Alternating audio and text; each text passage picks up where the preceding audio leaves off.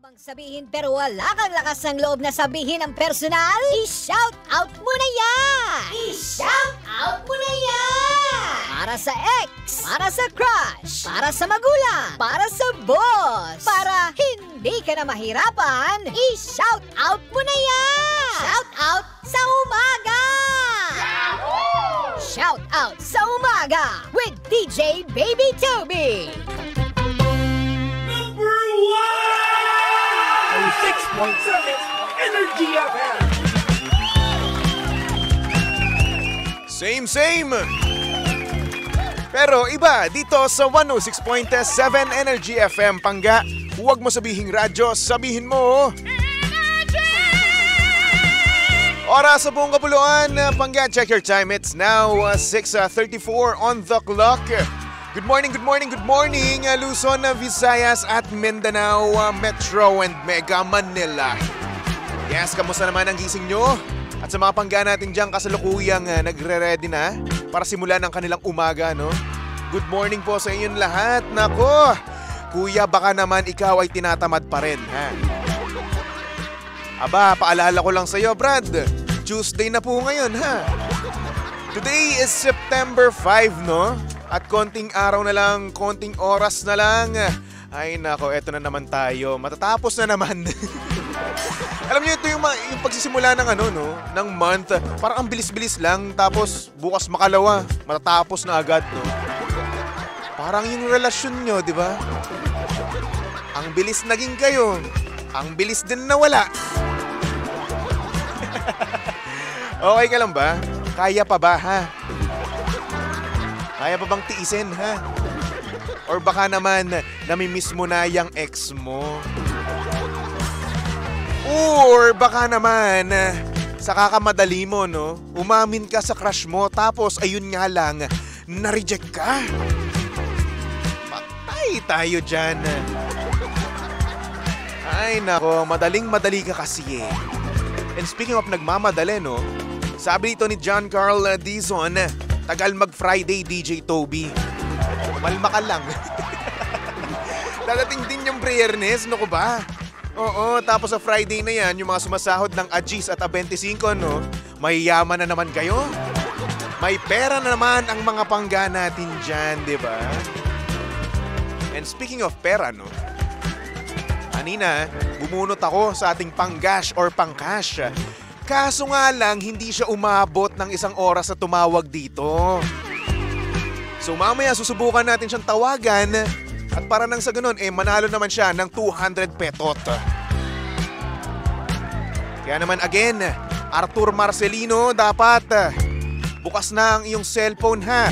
Arthur Marcelino ng Ususan Tagig, Ustroda, ayan. Dapat bukas ang cellphone mo, ha, pag tinawagan kita, okay? At sana naman yung number mo dito ay totoo mong number, ha? Anyway, bago natin tawagan si Arthur Marcelino, no? Simulan muna natin ang programang Shoutout sa Umaga. I-shout out mo na yan! Number 1, 06.7 Energy FM.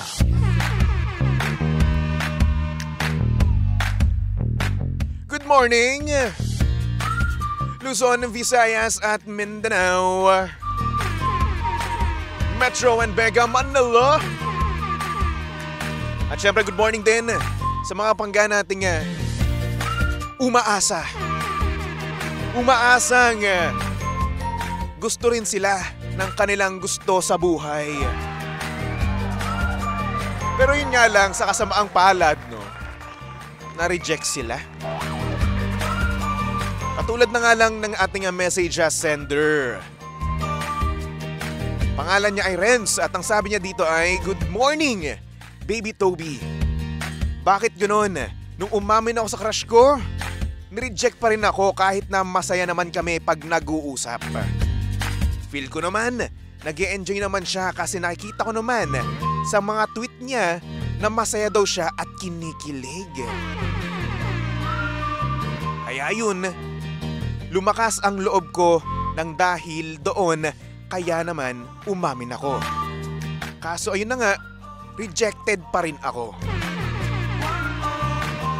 Nakakalungkot naman. Kaya ngayon, broken-hearted ako. Ayun lang naman, Baby Toby. Maraming salamat sa'yo at more power.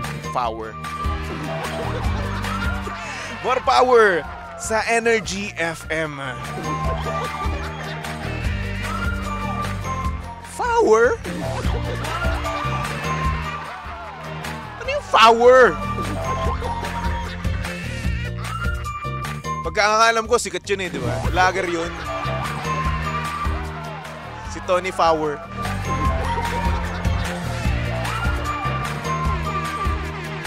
Tawa naman kayo, please. Sige na, Minsan lang ako mag-joke eh. Bibigyan kayo 20. Anyway, yun na nga, mga pangga. Alam nyo tayo, minsan yung post ng isang tao akala natin para sa atin, Pero hoy, hindi, Brad. Hindi para sa atin yun.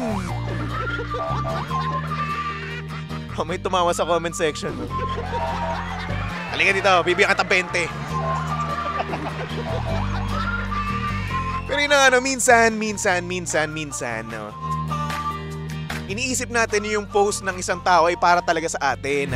Na kung saan patama. Para mismo sa ating, sa atin mismo. Minsan siguro tama ka nga naman, para sa'yo yun. Pero kadalasan hindi naman sa'yo.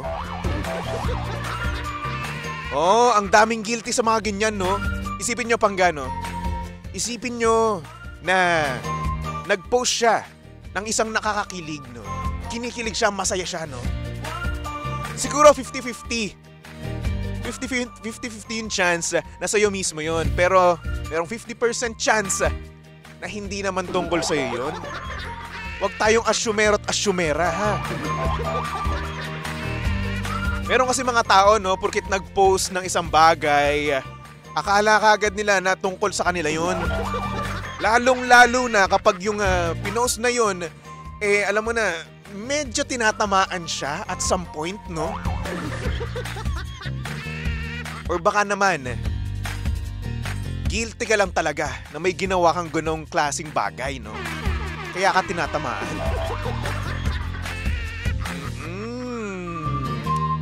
Alam niyo yung mga kabataan ngayon, ipopost nila lahat ng gusto nilang i-post, nakaka-relate man sila o hindi, Post nila yan. Sa mga music, ako ito sa mga music na pinapost ko, LSS lang ako dun. LSS lang ako dun. Hindi ibig sabihin nakaka-relate ako dun sa kanta, Maganda kasi yung beat, maganda yung kanta, lyrics, di ba? Hindi ibig sabihin nakaka-relate ako dun. Hindi ganun. Nagpo-post ako ng kanta kasi music lover ako, ganun. Tsaka ang sarap kaya, isipin mo kapag nasa bus ka, tapos mag-isa ka lang, nag-sound trip ka, tapos makikita mo yung mga nakikita mo sa labas, sa bintana. Sabi, napakaganda naman talaga, Para kang nasa music video. Ayun, hindi ko mapigilan na mag-post, So kaya naman, wag tayong mag-assume na tungkol sa isang bagay yung pinopost ng isang tao, okay? Tungkol sa'yo, hindi ganun ang bagay-bagay, okay? Sabi nito ni John Carl, feel nila sa kanila nakasentro ang mundo, hindi po ganun, ha?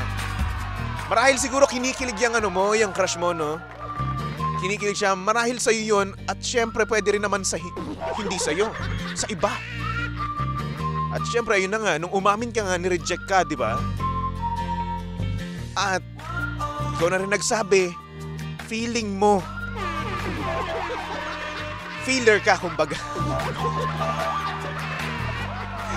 Wala na tayong magagawa dyan. Kasi kapag naman kasi gusto natin yung isang tao, di ba? Nagkikreate tayo ng certain scenario sa utak natin, Na kung saan, lahat ng sinasabi niya, lahat ng pinopost niya, lahat ng mga gandang pinopost niya sa social media ay tungkol sa'yo, At ikaw ang dahilan.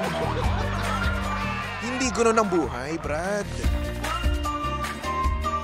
Marahil kaya niya yung pinopost dahil merong nagpapakilig sa kanyang iba at hindi ikaw yun. Kaya the moral lesson of this story, no? Huwag tayong asyumero at asyumera. Huwag tayong feeling, Brad. Hanggat hindi tayo sure, hindi nanggagaling sa kanya mismo yun, no? Huwag tayong mag-assume. Diba? Huwag tayong feeling. Diba? Anyway, Renz, sana naman, no? Sana naman makahanap ka ng totoong tao para sa'yo, no? Yung tipong mamahalin ka. And kung hindi man yung inaminan mo ngayon yung tao na yun, no? Better luck next time.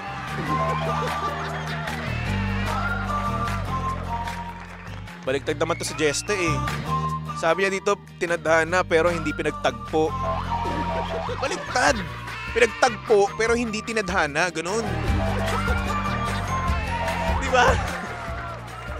Anyway, mga pangga, ayun ang ating message sender, no? Ang kwento ni Renz, diba? Kaya naman ngayon, dumako na tayo sa panggash o pangcash. Hi, Panggash! O Pangcash! On-air promo! Eto na nga! Parang ang astig ng bed na to, no? Ang cool! Panggash! Di ba akala mong lulusob kayo sa gear? Parang may riot. Parang Avengers style, no? Anyway, ngayon pangga subukan nating tatawagan etong si Arthur Marcelino, no? Ng Ususan Taguig. Ustroda. So again, shoutout sa'yo, Arthur Marcelino. Kung nakikinig ka man ngayon, ihanda mo na ang iyong telepono at tatawagan ka na ni Baby Toby. Grabe, social ko ngayon, no? May pantawag ako, Brad. Ngayon lang to. Oo, ngayon lang ako nagpa-load ng may call. Diba? Para lang sa'yo to, Arthur Marcelino. Lakas ka sa akin eh. Ako lang naman mahina sa'yo. Ayun na, nagre-ring na. Sana naman sumagot ka. Kore-ring. Di pa rin talaga ako mag-get over, no? Ang ganda pa rin talaga ng bed na to. Feeling ko may sumabog sa likod ko. Tapos ayun. Nag-ano ako? Naglalakad ako. Hello? Hello po? Good morning po. Ito po ba si Arthur Marcelino? Dali. Aeroplano eh. Sige po. Uy, may manok. Ano? Ito po ba si Arthur Marcelino?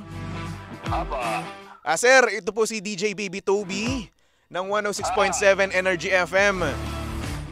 Sir, aware po ba kayo na nanalo po kayo sa ating panggash o pangcash? Kaso bakit di po kayo tumawag kanina? Ay, hindi ko po alam eh. Ayun. Wala akong nalaman. Dapat po sir. Ay, kinig kayo. Sa yun na nga, sayang 500 sana yung nyo, yung panggash nyo, di ba? So ngayon sir, dahil natawagan ko po kayo at sumagot naman po kayo, mananalo kayo ngayon ng 200 pesos. Okay po ba yan, sir? Yan. Tapos mamaya naman po, sir, tatawagan kayo or ay, binabaan ako. Bakit naman may pagbaba?